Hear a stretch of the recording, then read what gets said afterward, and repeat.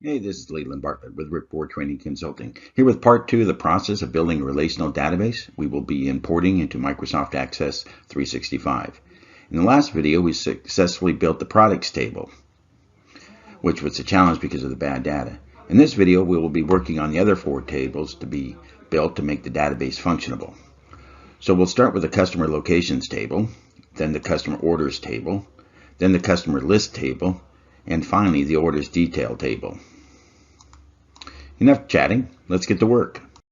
So the next thing that we're going to do is that we're going to duplicate the original sales table again, and we're going to create what's called a locations table. So we're going to create a locations table, and that means that each of the orders actually come from a location from a customer. Now I didn't find that out easily. I actually had done this before and put it together, and things didn't work out the way I thought they would, and I didn't understand why. But here I just want to show you, I filtered out this one customer, and they have maybe 10 orders here, and notice that that's the same customer, and they have it from different places in there. So what we need to do is we need to filter out all the duplication of where the orders came from and create a customer's locations table. Then we'll associate that actually to the orders table, and the orders table to the actual details, which means the products they bought per order. So that's what our goal is in this next phase. So we'll take that out, and then we'll go back into our query. I'll edit. So I'm going to duplicate the original sales table again. So I'll duplicate that. That's going to be my base table. And I'm going to go ahead and rename that, and I'm going to call that customer locations table. And how this is going to work is that I'm actually going to use the row ID as a unique identifier for each one of the locations. Instead of creating my own, it's already built in, because when I filter out the duplicates, it's going to filter out the numbers, and so I'll get like a 1, a 6, a 10, and so on and so forth as those get deleted. Now, how do I find the locations? Well, I'm going to come in and choose customer ID. I even use segment, city,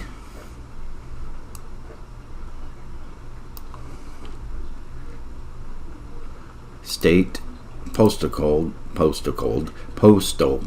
and region. And now those are the fields I'm going to keep. So again, I'm going to choose that technique that says remove the other columns, and that way it just has location information associated with this. So that's all the location information that I need. Yeah. Okay. And then what I'm going to do is I'm going to take customer ID, and I can choose segment again, but I'm going to choose city, state, and postal code. Have trouble with that. Region. And then I'm going to right click and choose remove duplicates. And so you can see up here now I got the row ID. They're no longer 1, 2, 3, 4s, because what I did is I deleted the duplicate information from those, and these are unique identifiers for each of the locations for each of the customers. And so what I should do now, when I sort the customer ID by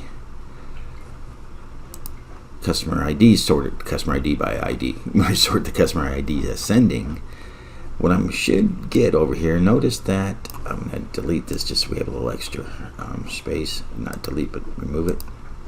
Okay, so you can see here's customer 1AA10315, and he goes down to about row 5. And notice that we have uniques. We have New York, California, Texas. Oh no, another California. That's why I chose postal code, because I got a 94109, 94122. So even though it's the same city, same state, it's got a different postal code for a different location. So now I have a unique list of customer locations. I flip back over here to this diagram, and I just wanted to point out that we've created the product list, and we put the product list ID back into the original sales table but that's neither here nor there. Now we're in the process of creating the customer location table. Now notice when the customer location table, we have a location ID, and that location ID has to be in the orders table in order for the order to know which location to be associated with, and then the customer location table has a customer ID which goes back to the customer list. We haven't created this one yet. So the reason I'm pointing this out is that we have the location ID, and what I need to do is get that location ID associated with the correct orders over here in the customer orders table. We haven't created this yet, and that's what we're going to do now. So now to do that, I'm going to actually take these and I'm going to rename this location ID.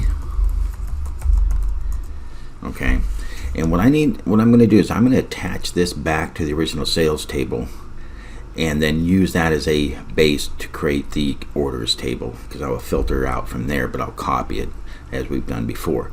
So I'm going to come back to here and I'm going to do a home merge queries. So I'm going to merge into the original. I'm not going to create a new one. And it says which table are you going to use, and I'm going to say it's the customer locations table. Now I don't have a lot of fields to choose from here, but I'm going to choose the ones I can. So I'm going to come over here and say customer ID, customer ID. Now we know customer ID is not enough because we saw that there's different locations. Now you hold down the control key and you can choose additional columns, and I choose state and then over the postal code and postal code, and that way we've got that uniqueness set up. And again, I have 9,994 connections, so it's done correctly. And the only thing I'm going to keep from the customer locations table here is location ID. I'll click OK. It's going to say what fields do you want to keep, and I just want to keep the location ID, and I don't need the prefix on there, and I'll click OK. Alright, so now the location ID is in my original table, and then notice, I want you to notice here is that we have duplicates. And we have duplicates because this is the orders table. We should have duplicates, or this is the order details of where all the products are being sold. So now what I want to do is copy this table again. So I'm going to duplicate it.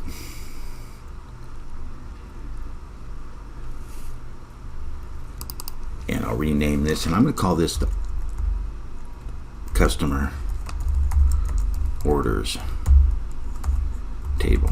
Okay, hopefully I spelled that right.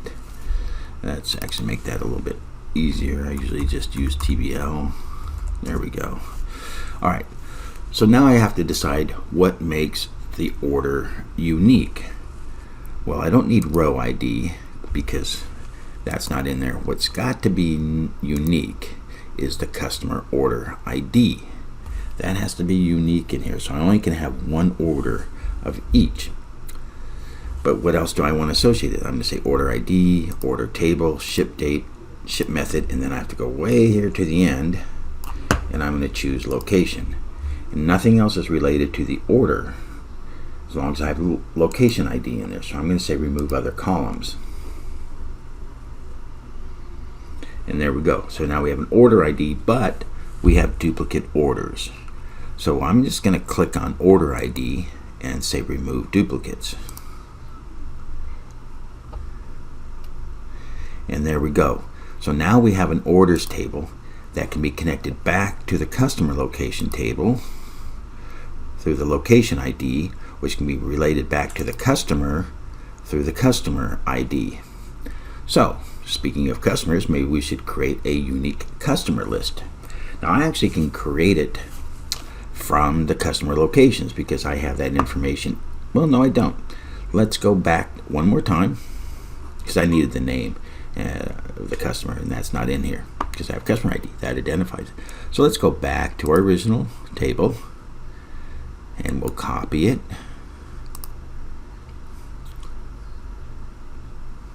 Or duplicate. Let's call this, oops. Okay. Call this customer list. And there we go. Now, what do we need in the customer list? We need the customer ID, the customer name, and I think we're going to go ahead and do the segment. The region is actually more to do with the location, and the segment is the type of customer they are. Are they going to be consumer, home office, business to business, and whatnot? So only those three are needed. Now, do I need anything else? No, because customer ID is going to be the unique identifier for the rest of the information. So I'm going to remove other columns.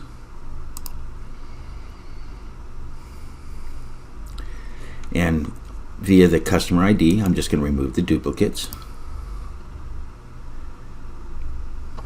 And there we go. There's a unique list of customers. So I have customers, customers' orders, customer locations, and products. I have 4 of the 5 tables. The last table is actually based off this original table, which is the actual, has information about the products and price and things like that that the customers ordered.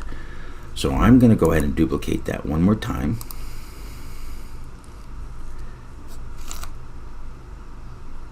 And we'll call this customer orders details table. Now, what makes the order unique? Well, in this case, the row ID uniquely identifies each one of the actual orders, right?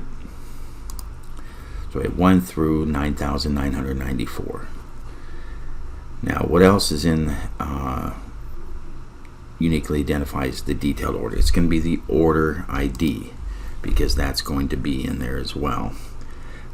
What else is unique with the details of the order? It's going to be the product ID, and that's the new product ID.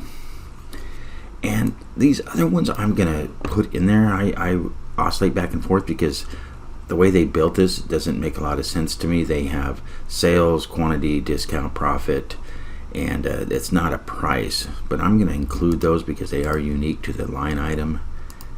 And profit not really in there, but we'll go ahead and include it because we can always delete it later, and we can update the sales later also. So I'm going to say remove other columns.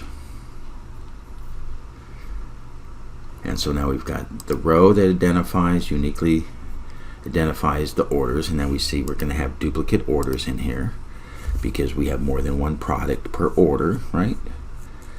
So we got 63 here, 63, 91, 78, 78, 78, 78. So okay. And then the product numbers are different. And how do we connect this back? We have the order ID is in here, which is in the customers orders table. So those will be connected because these are unique. So that's a one-to-many. The customer orders table is connected to the locations table via the location ID, and the location is connected to the customer via the customer ID. And there we go. So we have our 5 basic tables: customers, orders, the details, the customer list and actual who we do business with, the individual orders that have the ship date and ship mode and where they're shipping it to. We have the customer locations, that's uniquely there, and then we have the products also, the unique products along with their categories and their subcategories if we want to put them in later. So now, believe it or not, we're ready to import into Access and see if we've gotten our data correct. Now, before I go back into Excel, because I have to put all this back into Excel in order for Access to find it. It's not going to find it the way it sits. But instead of just blowing out your Excel with all these tables, what I like to do is I'm going to say close and load to. And what that does is that allows you to choose just to create a connection. I already did it, so it's just going to let me close and load, and then I'll show you. So you can see the tables that we built. I hadn't brought them into Excel. There's just a connection only, and I'm just going to bring those in one at a time, and that way I know that I've imported them. It's just a way of keeping things organized for me. All right. Well, we came a long way in this video. We successfully created the other 4 tables, which is needed to import into Access or relational database to make it functionable. So to summarize, we created the customer locations table, the orders table, the customer list table, and the order details table. And previously we created the products table, which was the most challenging because of the bad data. These other smaller tables we can create at another time. They're not insignificant, but is a repetitive process of what we've already done. In part 3, we will bring the tables we have created here in Excel into Access and connect them together to make them a single functioning and/or independent data source. This will keep track of the same data and give us more flexibility of the data we want to keep track of, the integrity of that data, and the speed of access to it. Well, I appreciate you being here. I hope the video was valuable to you. In part 3, as I said, we'll bring all of our hard work into Access and build the relational database. I hope you will be here for that. Until next time, see ya. Oh, before you go, please like and/or subscribe and/or comment. Sure appreciate it.